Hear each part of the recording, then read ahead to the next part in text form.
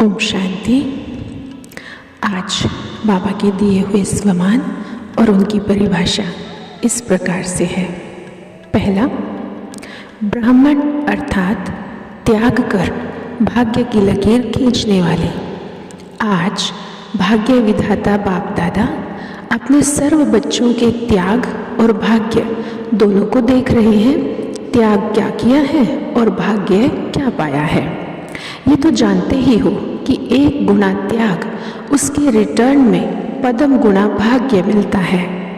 त्याग की गुह्य परिभाषा जानते हुए भी जो बच्चे थोड़ा भी त्याग करते हैं तो भाग्य की लकीर स्पष्ट और बहुत बड़ी हो जाती है। त्याग की भी भिन्न भिन्न स्टेज है। वैसे तो ब्रह्म कुमार कुमारी बने हो तो ये भी त्याग का भाग्य ब्राह्मण जीवन मिले। इस हिसाब से जैसे ब्राह्मण सभी कहलाते हो वैसे त्याग करने वाली आत्मा भी सब हो गए, लेकिन त्याग में भी नंबर है, इसीलिए भाग्य पाने में भी नंबर है। ब्रह्मा कुमार ब्रह्मा कुमारी तो सब कहलाते हो, लेकिन ब्रह्मा कुमार कुमारियों में से ही कोई माला का नंबर 1 दाना बना, कोई लास्ट दाना बना। शूद्र जीवन सब ने त्याग दी, फिर भी नंबर 1 और लास्ट का अंतर क्यों? बाबा कहते सेवाधारी बन सभी सेवा केंद्र पर रहते हो, लेकिन दोनों ही प्रकार की ब्राह्मण आत्माएं चाहे प्रवृत्ति में रहे ट्रस्टी बन चल रहे हो, चाहे सेवाधारी, नाम दोनों का एक ही ब्रह्मा कुमार कुमारी, सरनेम एक ही है, लेकिन दोनों का त्याग के आधार पर भाग्य बना हुआ है। ऐसे नहीं कह सकते कि सेवाधारी बन सेवा केंद्र पर रहना यही श्रेष्ठ त्याग व भाग्य है। ट्रस्टी आत्माएं भी त्याग वृत्ति द्वारा माला में अच्छा नंबर ले सकती हैं, लेकिन सच्चे और साफ दिल वाला ट्रस्टी हो। भले सेंटर पर नहीं रहते हैं, लेकिन ग्रस्त में रहते हुए भी ट्रस्टी बनकर जो आत्माएं रहती हैं, बाबा कहते वो भी अच्छा भाग्य ले सकती है, लेकिन इसके लिए दिल सच्ची और साफ हो। भाग्य प्राप्त करने का दोनों को अधिकार है, लेकिन श्रेष्ठ भाग्य की लकीर खींचने का आधार है श्रेष्ठ संकल्प और श्रेष्ठ कर्म। चाहे ट्रस्टी आत्मा हो चाहे सेवाधारी आत्मा हो, दोनों इसी आधार पर नंबर ले सकते हैं। दोनों को फुल अथॉरिटी है भाग्य बनाने की। जो बनाना चाहे, जितना बनाना चाहे उतना बना सकते हैं। दूसरा, ब्राह्मण अर्थात जन्म से भाग्य ले आने वाले। बाबा ने कहा संगम युग पर वरदाता द्वारा ड्रामानुसार समय को वरदान मिला हुआ है। जो चाहे वह श्रेष्ठ भाग्यवान बन सकता है। ब्रह्मा कुमार कुमारी बनना अर्थात जन्म से भाग्य ले आते हो। जन्मते ही भाग्य का सितारा सर्व के मस्तक पर चमकता है, तो ये जन्म सिद्ध अधिकार हो गया। ब्राह्मण माना ही भाग्यवान। इस बात को ध्यान से सुनेंगे, समझेंगे। ब्राह्मण माना ही भाग्यवान, लेकिन प्राप्त हुए जन्म सिद्ध अधिकार को व चमकते हुए भाग्य के सितारे को कहाँ तक आगे बढ़ाते हैं, कितना श्रेष्ठ बनाते हैं, वह हर एक के पुरुषार्थ पर है।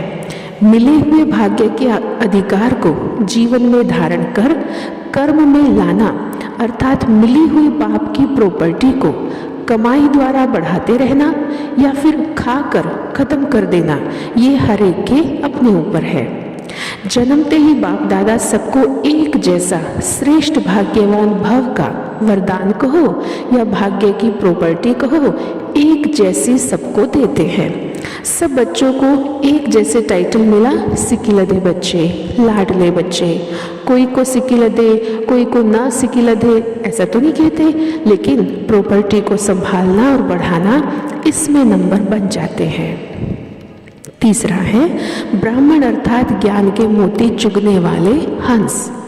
औरों के बीच में अपने को अलौकिक समझते हो ना, चाहे लौकिक आत्माओं के संपर्क में आते, लेकिन उनके बीच में रहते हुए भी मैं अलौकिक न्यारी हूँ, ये कभी नहीं भूलना। क्योंकि आप बन गए हो हंस, ज्ञान के मोती चुगने वाले होली हंस। वो हैं गंध खाने वाले बगुले, वे गंध ही खाते, गंध ही बोलते, गंध ही सोचते।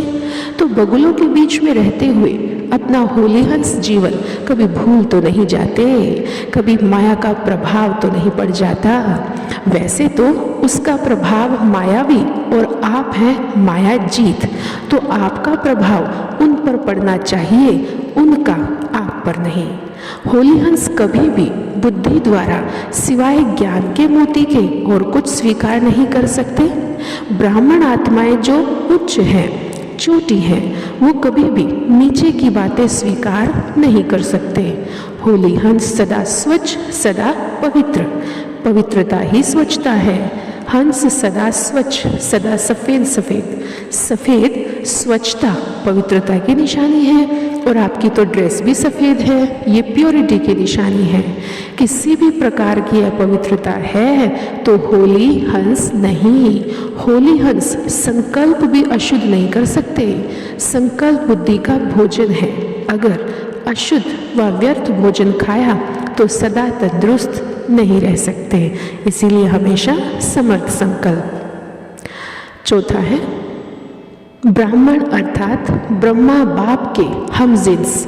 आज बाप दादा आए हुए विशेष पांडव सेना को देख हर्षित तो हो ही रहे हैं, साथ साथ ब्रह्मा बाप के हम जिन्स हैं। तो हम जिन्स से सदा पार्टी की जाती है, पिकनिक मनाई जाती है। तो आज इस प्रभु फल की पिकनिक मना रहे हैं।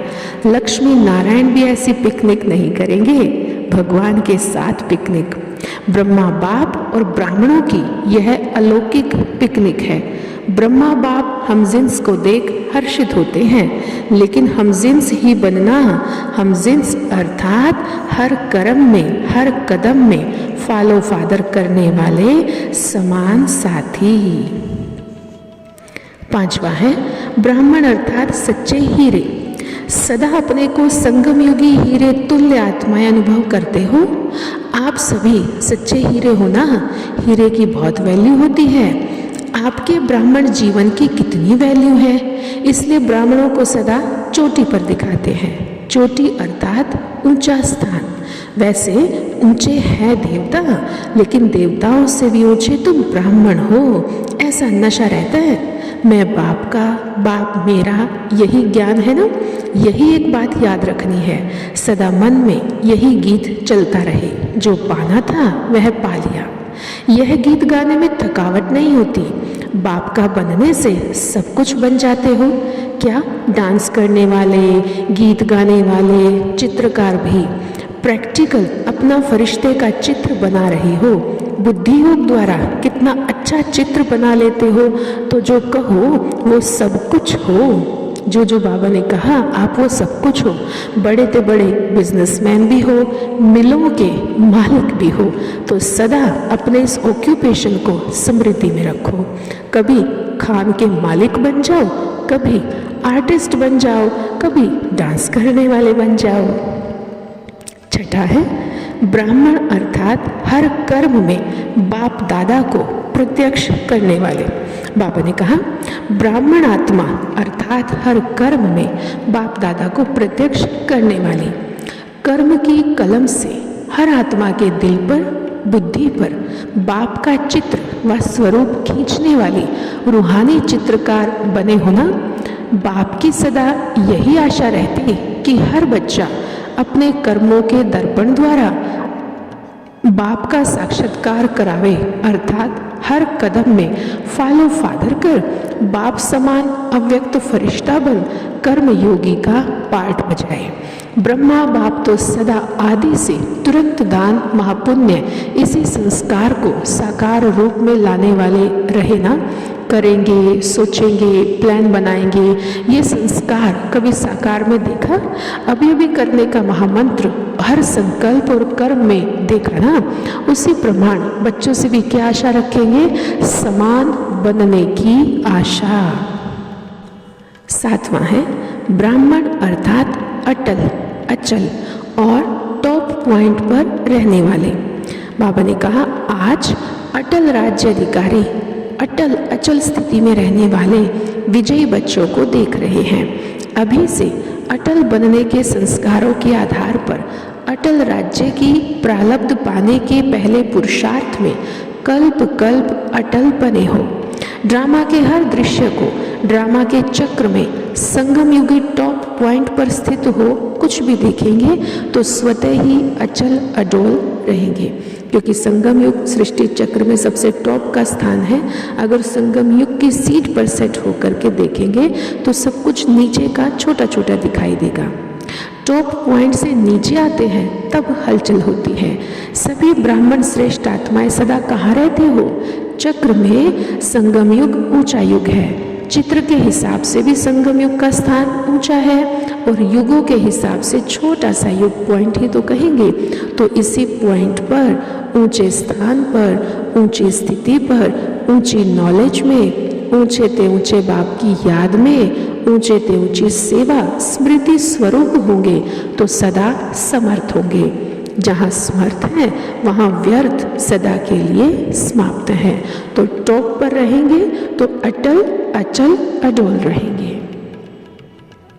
8वां है ब्राह्मण, अर्थात जिनके गीत बाप दादा दोनों गाते हैं। आज बाप दादा एक तरफ बड़े बड़े नामी गिरामी नॉलेजफुल कहलाने वाले बच्चों को देख रहे थे, क्या क्या कर रहे हैं। अनेक बातों की समझ है, एक बात की समझ नहीं है। उसके अंतर में फिर ब्राह्मण बच्चों को देख रहे थे कि दुनिया में जो बहुत नॉलेजफुल अपने को कहलाते हैं वो काफ़ी समझदार हैं, लेकिन उनमें एक बात की समझ नहीं जो ब्राह्मण बच्चों में है। बाप दादा भी दोनों का अंतर देख गीत गा रहे थे। आप भी वह गीत गाते हो जो ब्रह्मा बाप को बहुत प्रिय लगता है। बाप दादा बच्चों के प्रति गा रहे हैं जो ब्रह्मा बाप आज बहुत मस्ती में गा रहे थे। कितने भोले, कितने प्यारे, मीठे मीठे बच्चे। जैसे आप लोग बाप के लिए गाते हो ना, तो बाप भी बच्चों के लिए यही गीत गाते। ऐसे ही इसी स्मृति स्वरूप में किसके प्यारे हैं, किसके मीठे हैं, कौन बच्चों का गीत गाता है। ये स्मृति सदा निर्माण बनाए स्वाभिमान के नशे में स्थित कर देती है। देहाभिमान का नशा गुम और स्वाभिमान का नशा उसमें स्थित कर देती है। इस नशे में कोई नुकसान नहीं। आधा कल्प आपने भगवान के गीत गाए और अब भगवान गीत गा रहे हैं। बहुत खुशी की बात है कि भगवान हम ब्राह्मण बच्चों के गीत गा रहे हैं।